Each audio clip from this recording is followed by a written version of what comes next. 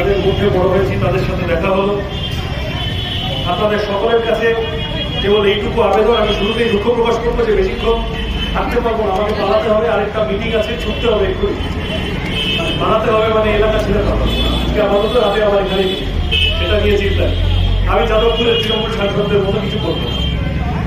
কিন্তু রুজি রুটির কথা, মোদ্দা কথা হলো অন্ন, বস্ত্র, বাসস্থান, শিক্ষা, স্বাস্থ্য, কর্মসংস্থানের কথা। পেট্রোল, ডিজেল, রান্না গ্যাসের দাম, স্কুলগুলো যা বন্ধ হয়ে যাচ্ছে, লেখাপড়ার খরচ যেভাবে বাড়ছে, বেকারত্ব, চাকরি নেই, যাদের চাকরি আছে তাদেরও জব সিকিউরিটি বলে কিছু নেই, সোশ্যাল সিকিউরিটি কিছু নেই, অল্প মাইনেতে ওভারটাইম খাটতে হচ্ছে, বয়স্ক মানুষদের পেনশনের গোলমাল হয়ে আছে, পিএফ, গ্র্যাচুইটি, হেলথ স্কিম, প্রতিটি ক্ষেত্রে মানুষের রুজি রুটির সমস্যা, জীবন জীবিকার সমস্যা, তার সাথে এসে জুড়েছে পানীয় জলের সমস্যা, তার সাথে এসে জুড়েছে রাস্তাঘাটের সমস্যা। এই আবার বর্ষাকাল আসবে, আবার খানাখন্দে ভরে যাবে সমস্ত রাস্তা, সবেতে কাটমানি, সবেতে তোলাবাজি, তোলাবাজ দাঙ্গাবাজদের বিরুদ্ধে রুটি কাপড়া মাকান কা মুদ্রা, রুজি রুটির কথা নিয়ে লড়াই করতে নেমেছি যাদবপুর। বিরোধী যারা আছেন তাদের প্রতি শুভেচ্ছা রইল। প্রত্যেককে দেখতে হবে যাদবপুর লোকসভা কেন্দ্রের যে ইতিহাস, যে ঐতিহ্য, যে পরিমাণ, তা যেন কোনোভাবে ক্ষুণ্ণ না হয়, মানুষ তার কথাটা বলবেন।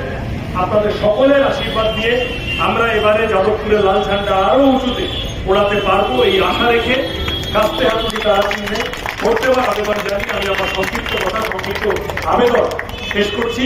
আগামী যে কটা দিন আছে প্রত্যেকের কাছে অনুরোধ করব, আমাদের পার্টির কোনো ইলেকটোরাল বন্ড নেই। ওরা আমাদের শূন্য বলে, আমরা ইলেকটোরাল বন্ডেও শূন্য, জেলেও শূন্য, ওরা ঠিকই বলে।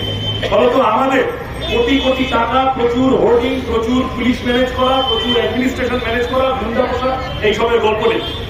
আমাদের আছেন মানুষ, মানুষের কাছে আপনারা যাবেন।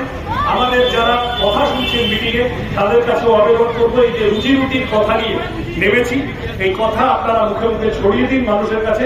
সকলের ভালোবাসা, সকলের আশীর্বাদ নিয়ে যাদবপুর লোকসভায় কাস্তে হাতুড়ি তারা চিহ্ন, বামফ্রন্ট, সিপিআইএম, লাল ঝান্ডা এইবারে জিতবে। সেই মতো করে আপনার আশা রেখে আপনাদের সকলকে নমস্কার জানিয়ে কথা শেষ করছি। ভালো থাকবেন সকল।